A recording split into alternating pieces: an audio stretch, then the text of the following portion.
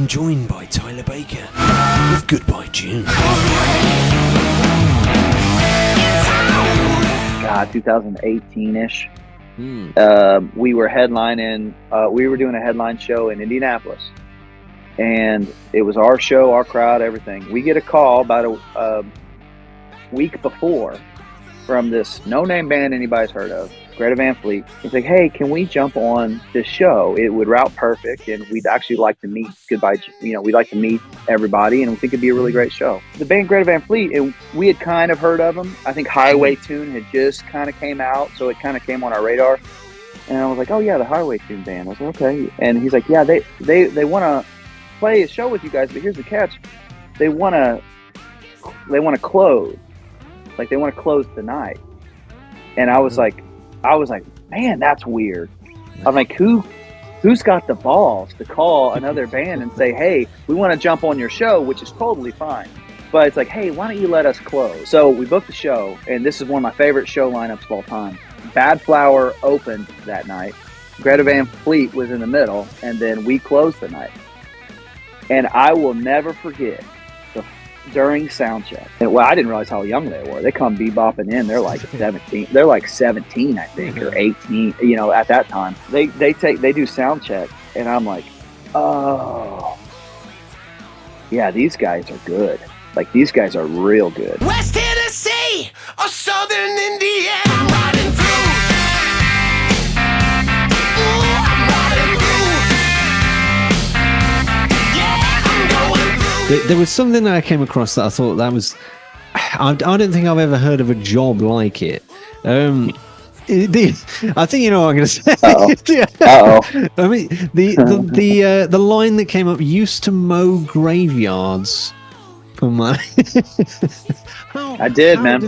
How did this kind of happen? I mean, Now here's the bit where we're gonna get some feedback from. I was probably 12 years old, so wow. What I would do is I would borrow my grandpa's truck, and then I would drive it, and I'd hook up the trailer. I'd put the mower on, I'd put the can of gas on, I'd put the weed eater on, and I would drive that truck through the country back roads. I would avoid like all the highways. I would drive the truck up to the graveyards and mow it myself, clean everything up, and then, drive it back. I just had that image of, some guy driving down the road and then a 12-year-old just drives past. Yeah. And it's like double take. Yeah. Oh yeah. I could my head barely came up over the steering wheel.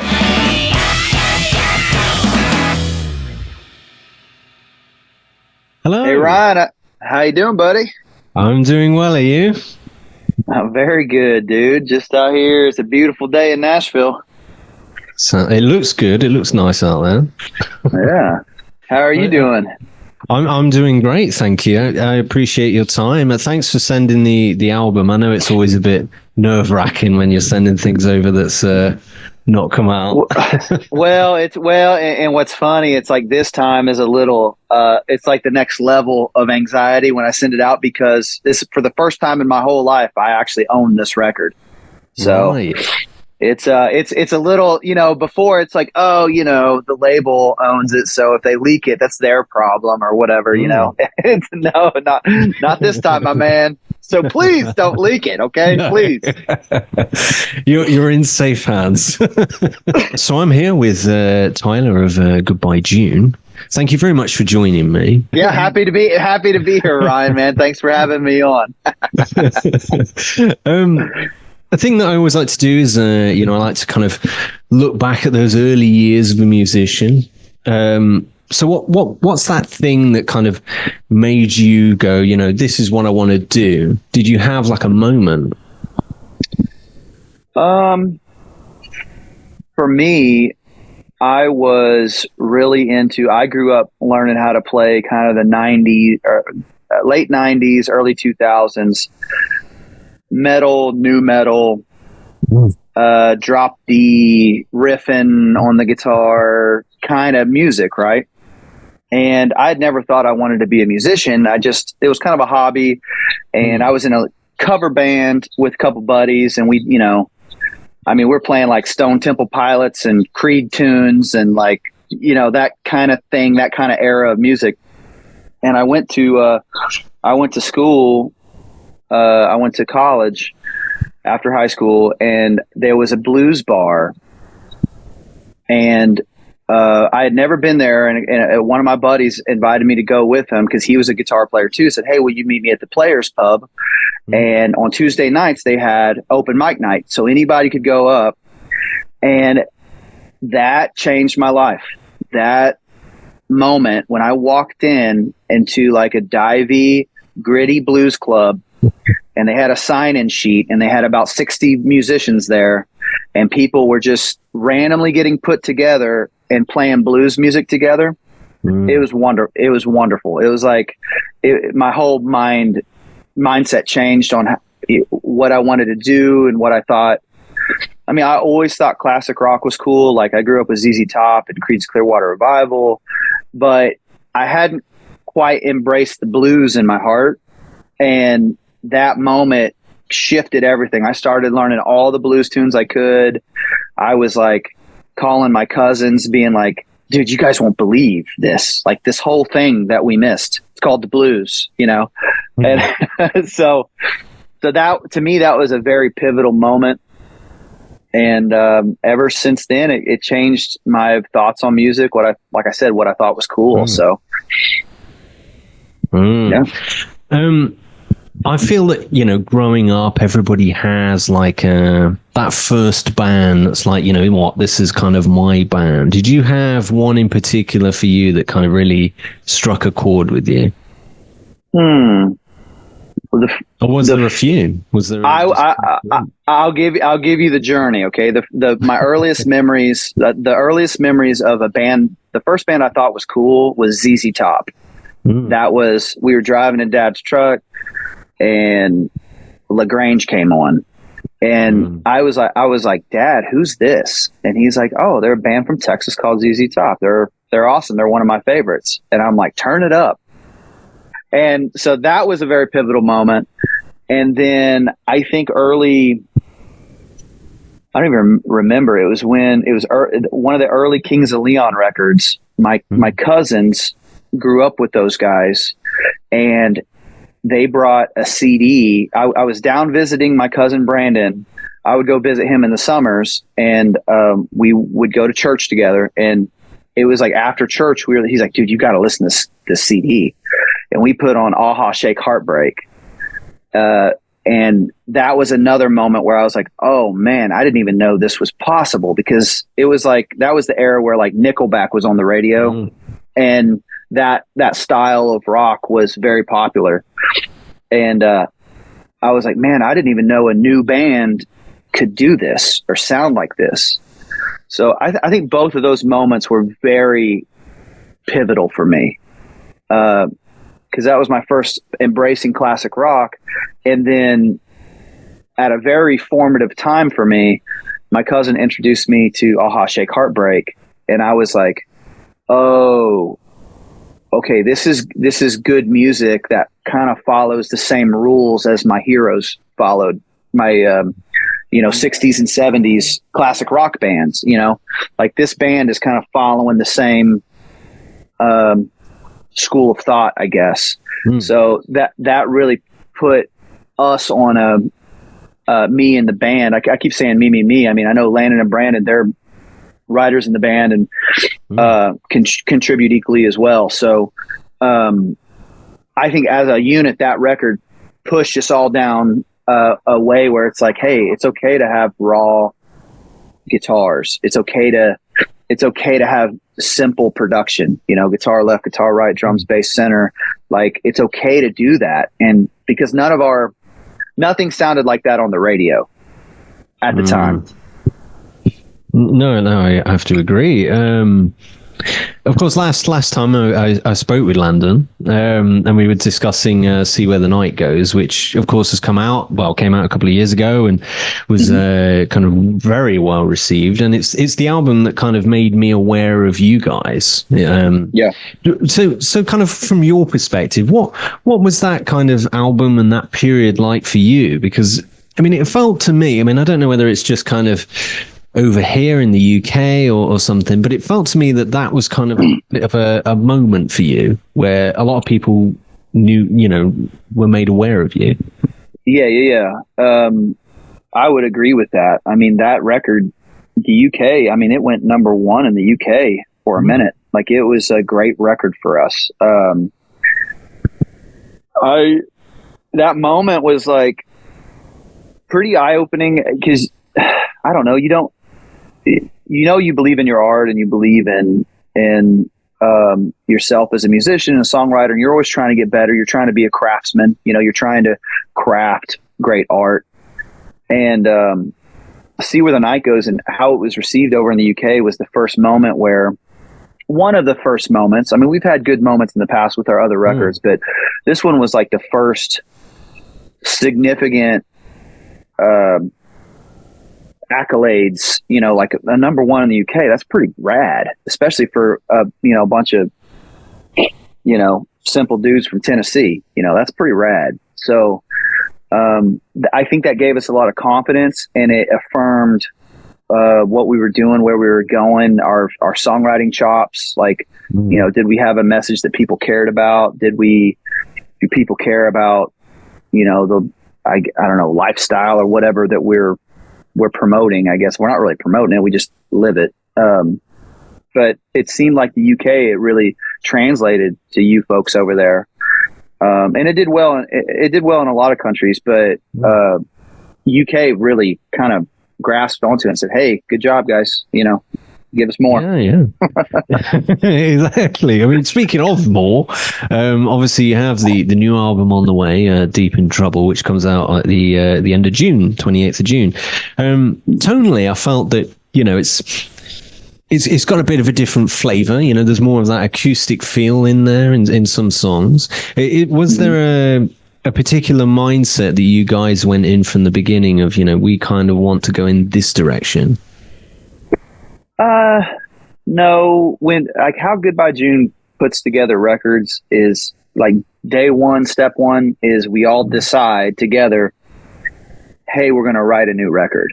And we all kind of accept what that means, which it means a lot of time, a lot of getting together, a lot of, the pain of writing a song and having your cousins, fall cold to your cousins and they're like, I don't really like that song. I'm like, dude, I've been working on this riff for 7 days, man. Come on. It's like, we all know what it means. Right. So, there wasn't really, there's not really a mindset anymore. I mean, I think we talk in very broad strokes about what we're trying to accomplish. And we wanted to write, it's like, guys, let's just write a great Goodbye June record. And I know that seems generic, but to us that we knew what we meant by that, which, so how it's been described to us from people, other music connoisseurs or whatever, is like, this is a really nice blend of the first 3 records. It's like, you guys are taking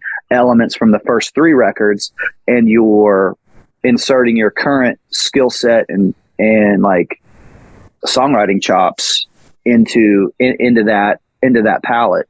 And I think that's a really good way to describe this record, is it's a nice blend of all 3. I think See Where the Night Goes, our third record, was a little more classic rock inspired, simple, straight ahead, up the middle rock and roll. I think our second record was a little exploratory. We were doing more acoustic sounds, like you said. And then on Magic Valley, that was our debut. That was our punky, ratty, grungy, a lot of rough edges were, kind of around that record. And it was a beautiful record. I love that record. But I feel like we did a really good job of combining the best elements of the first 3 records and putting it into this one and making what I think is our best work. Of course, the first single and the opening track on the album, The Hard Way, how did that kind of song kind of come about? Can you recall how that happened? I mean, it's got that classic rock vibe. It feels that kind of that. Yeah, it's from the moment it kicks you straight away, doesn't it? Yeah, So we were in, like I said, you know, we all decided we want to do a record. It's like, okay, well, let's take a couple weeks and let's come up with some ideas, some riffs, and then we're going to go to our buddy's studio, Nathan Sexton. He recorded the drums on this record, but he's a longtime childhood friend of ours, and he's got a wonderful studio called Studio Nomad. And we're like, hey, let's go over to Nathan's place and let's just see if we can land on a sound or something. Let's just take some ideas that we have and just see where we fit in, because we hadn't been rehearsing and we hadn't been on the road, you know, for I think a couple months at that point.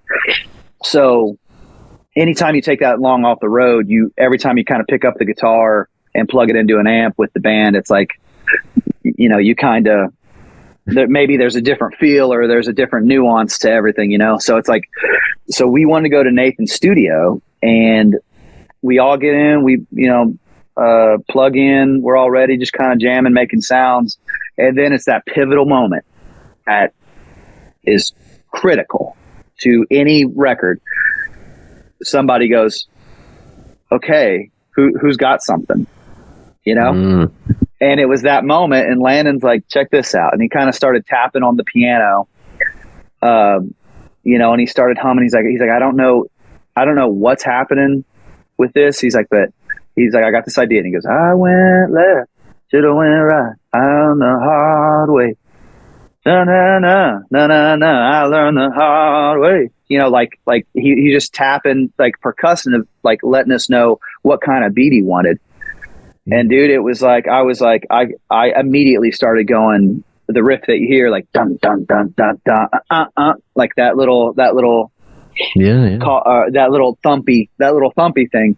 And then as soon like Landon looked over and Brandon was in there kind of thumping with me, and then the drums started that beat, and we were off to the races. And that was the most pivotal moment of Deep in the Trouble record.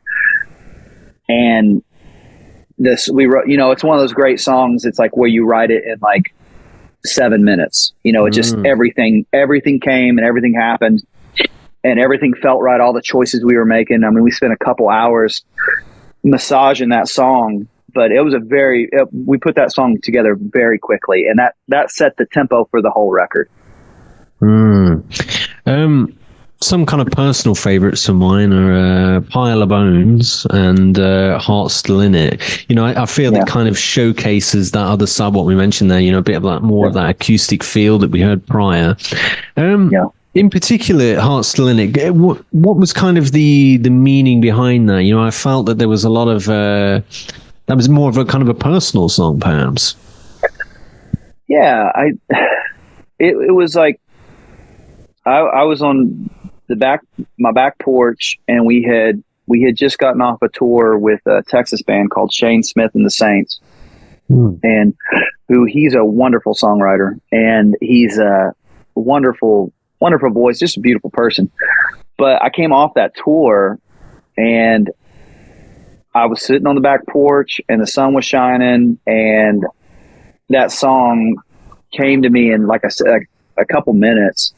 And I think, I'm not saying he, you know, inspired it or anything, or, you know, I'm not like ripping off any of his art or anything, but there was just something about the energy of those sets that we were a part of that infused something in me that made me feel more like, hey, I kind of want to write like a Bruce Springsteen style song, or something that's simple and it's a storytelling song, and it's just about the depth of insecurity and the depth of really just questioning if you're on the right path and doing the right thing. And all the lyrics came to me. That's one of the few songs that I would say I wrote the majority of on the record.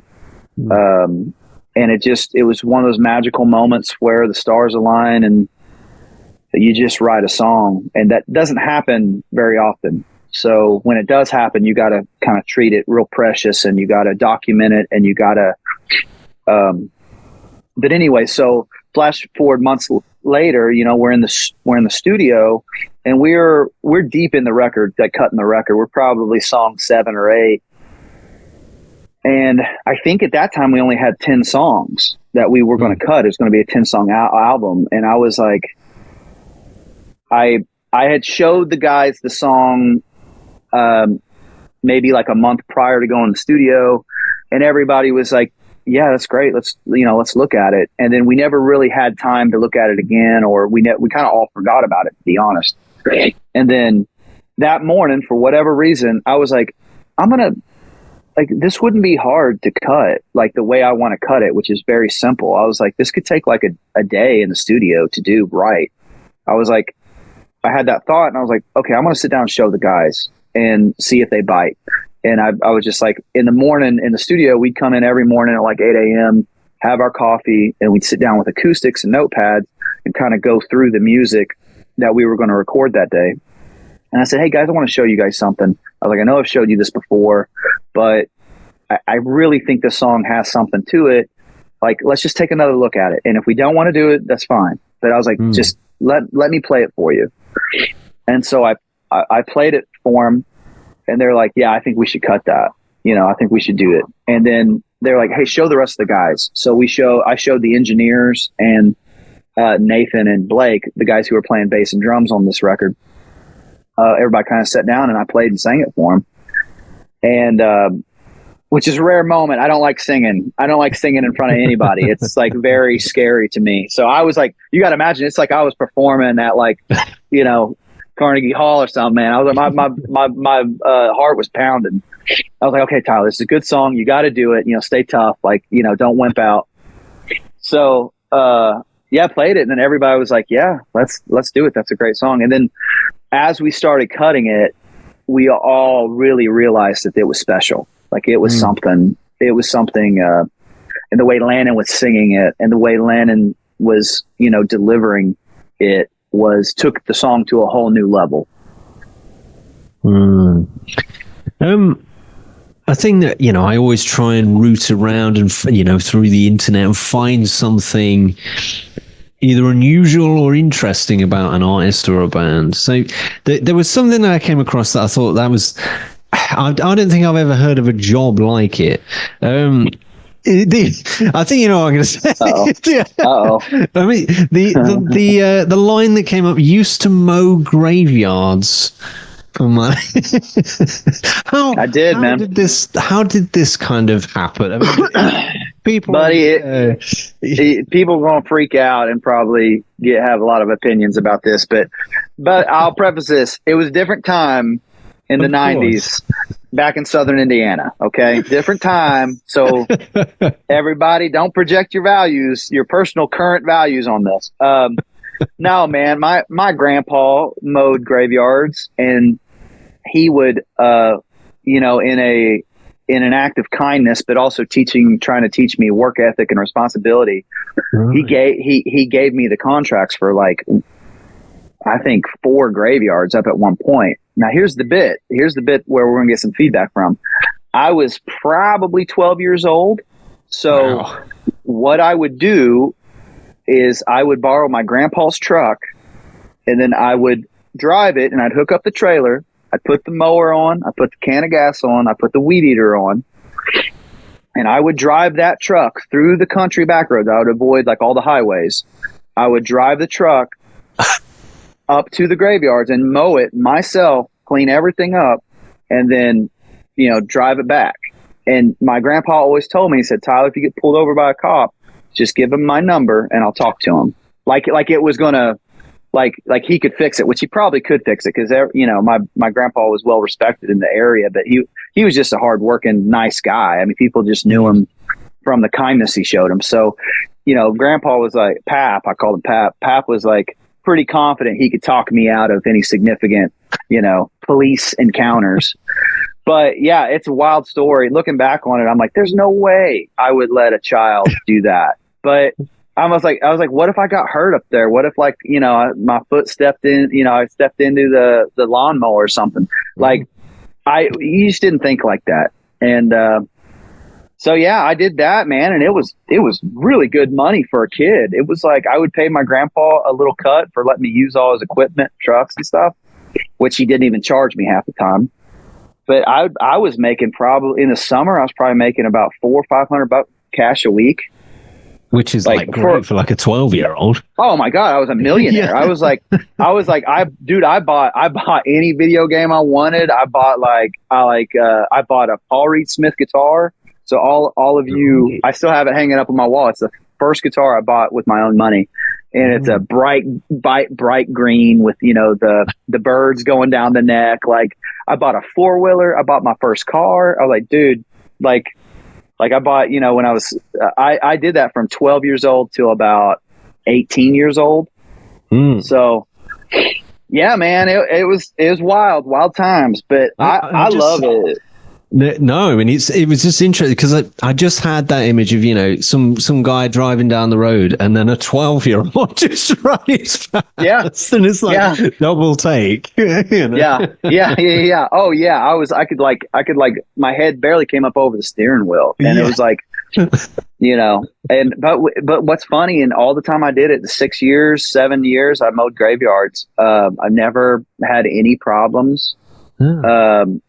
Probably you are in the like right out in the context, like countryside, I'm imagining. Oh yeah. I mean, the closest Walmart to me, to where I grew up at, was like 30-40 minutes away. So that, I don't know, that may not mean much to some of your listeners, but the context is that, Walmart's kind of the biggest place to go buy groceries around, supermarket. Yeah, it's the big supermarket. It's the big clothes. It's where a lot of people went to buy, groceries and, clothes or whatever, electronics or whatever. And that was, 30-40 minutes away. So it's, we were in the country surrounded by farms, grew up real simple.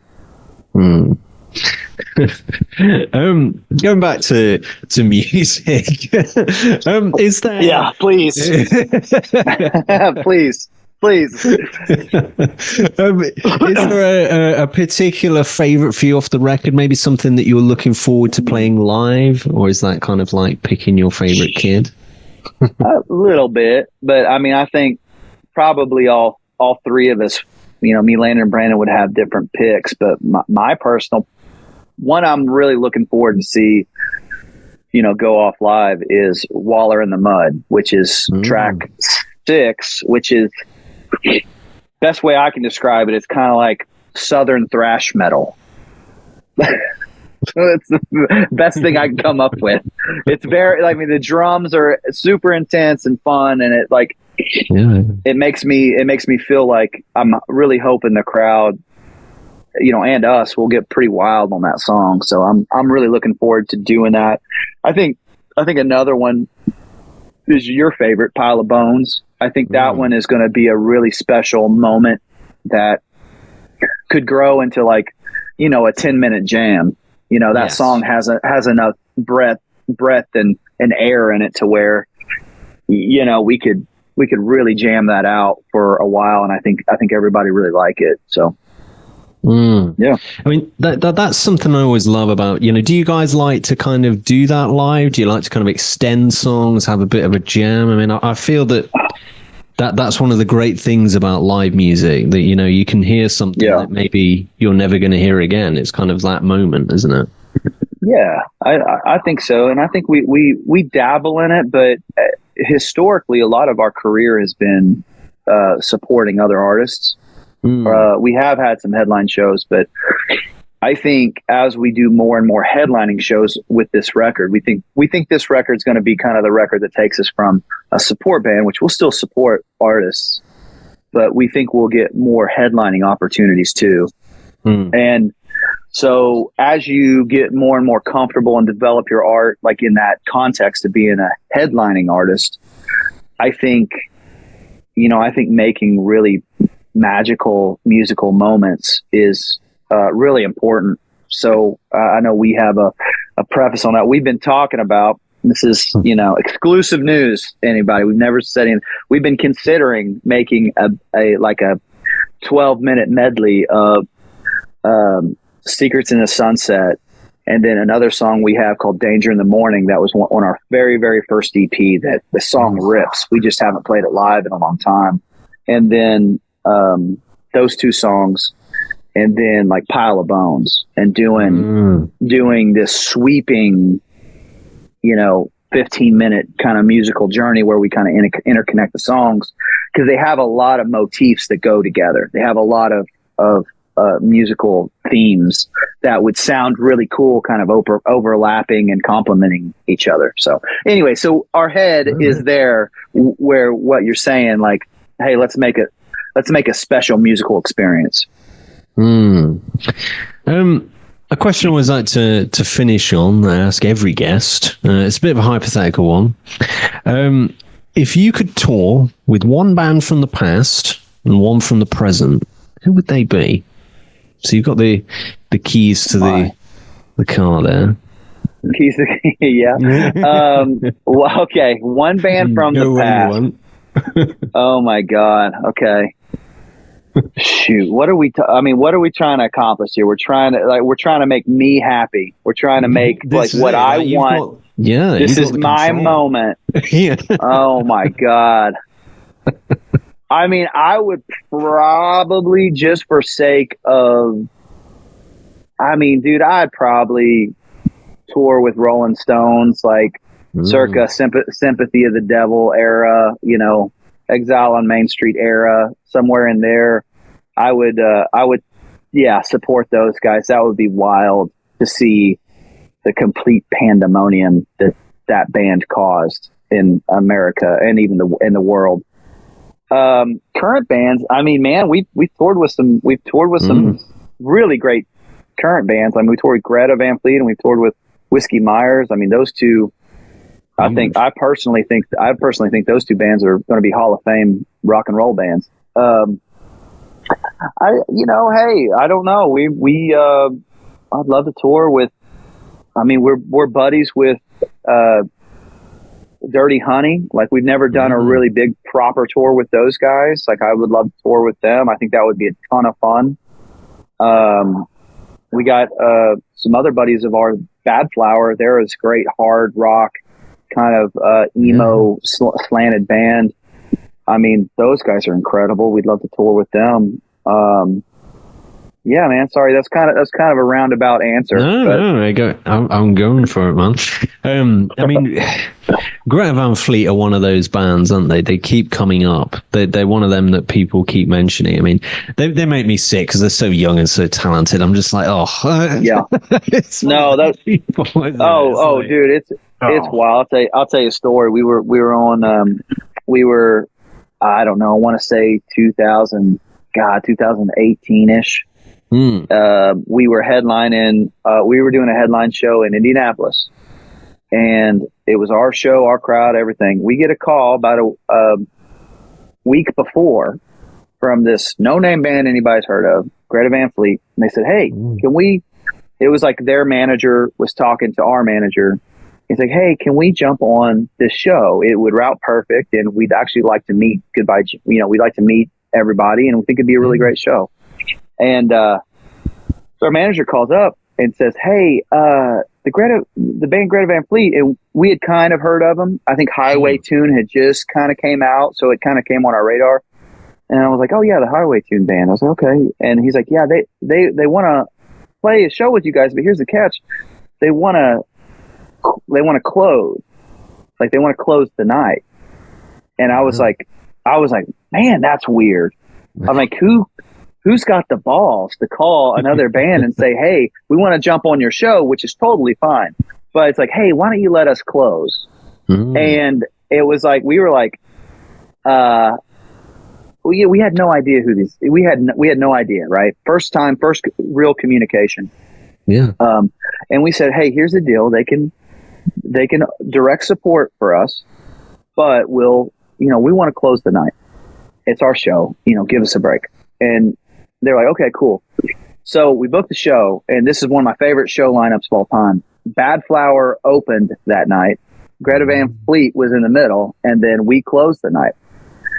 And I will never forget during sound check, I walked out, and I had met him. We'd come in, shake his hands. We're pretty friendly guys, like to anybody we tour with. So we make it a point to, hey, let's kind of break that ice. Let's break that ice real quick, so we can so we can, you know, have a beer backstage and then, you know, hang out, and it's not weird or whatever.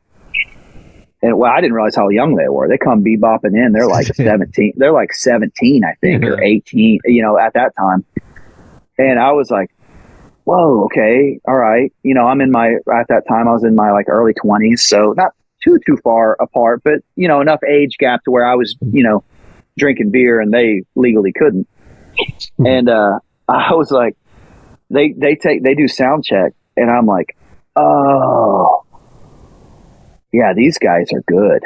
Like, these guys are real good.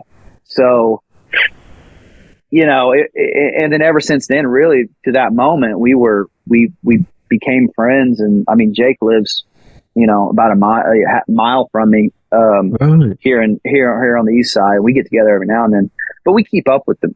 They're sweet guys, and they've always been so kind to us. And since that particular moment, we did a couple tours. We did a tour in Europe and then a tour in the States with them. And, you know, who knows what the future holds, but, you know, if that's all the touring we ever do with them, it was wonderful. It was great. And we became, you know, friends after that, which is really nice. And yeah, so anybody wants to, you know, not saying people want to throw shade on Greta, but I stand by their musicianship, and their talent is truly a sight to behold. Like, it's very, very special. It's a very special organism that those guys have created.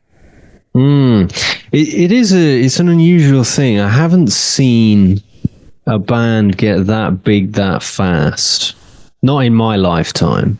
No, I mean, like it felt so quick.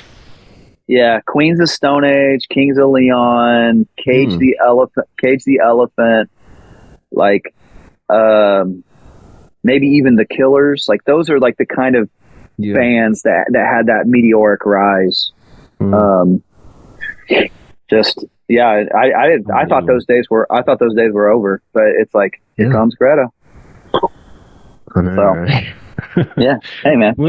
Well, thank you very much for joining me anyway. And for those out there that want to grab the new Goodbye June album, Deep in the Trouble, you can via the link in the description below. And obviously, you can get that on the 28th of June. Yeah, we have the pre-orders are open now, and we're doing limited edition vinyl, which was very popular on our last record. Yeah. So we're doing 100 Coke Bottle Greens, 200 Arctic Whites, and then 300 Blood Reds. So after that, it'll all be black vinyl. So we've almost, by this time, it's been out for a couple of days. So the Coke bottles are about gone, and then the other ones are kind of getting gobbled up too. So please, if you're interested in limited edition vinyl, go to goodbyejune.com/merch, and you can order them. We ship to the UK, and we so thankful that to you, Ryan, and the community, and that you're creating and you're pushing out good independent music, and we are honored to be a part of that. So thank you. No, I really appreciate that, man.